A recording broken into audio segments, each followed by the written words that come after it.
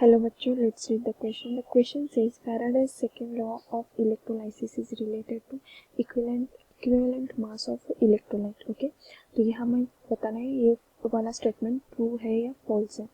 ठीक है, तो देखते हैं पहले की कंसेप्ट क्या है.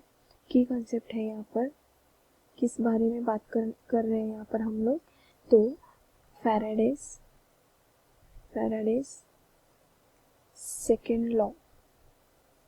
second law of electrolysis. Okay, तो Faraday's second law of electrolysis क्या है ये पहले देख लेते हैं. जो Faraday's second law of electrolysis है is related to equivalent mass of the species that is precipitated. Okay, second law of electrolysis is related to the equivalent mass of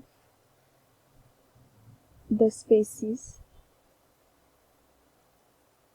that is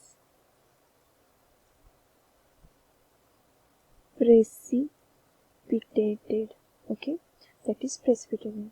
Okay, when the same quantity of electricity is passed through different electrolyte, okay, the mass of different ion liberated at the electrode are directly proportional to their equivalent mass. Okay, तो यहाँ पर related to equivalent mass of electrolyte बोला है. यहाँ पर क्या बोला है? related to equivalent mass of electrolyte.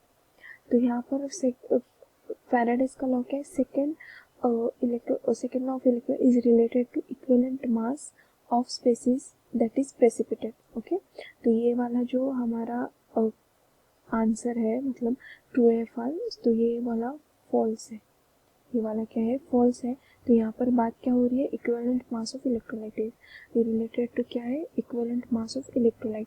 पर यहाँ पर क्या है? Equivalent mass of species that is precipitated. Okay, तो यहाँ पर जब हम लोग क्या करेंगे? इलेक्ट्रिसिटी पास करेंगे through different electrolyte, the mass of different ion liberated electrode are directly proportional equivalent mass. Okay, वो डायरेक्टली क्या होगा? प्रोपोर्शनल होगा इक्विवेलेंट मास के. तो ये वाला जो स्टेटमेंट है फॉल्स है. I hope you understood. All the best. Thank you.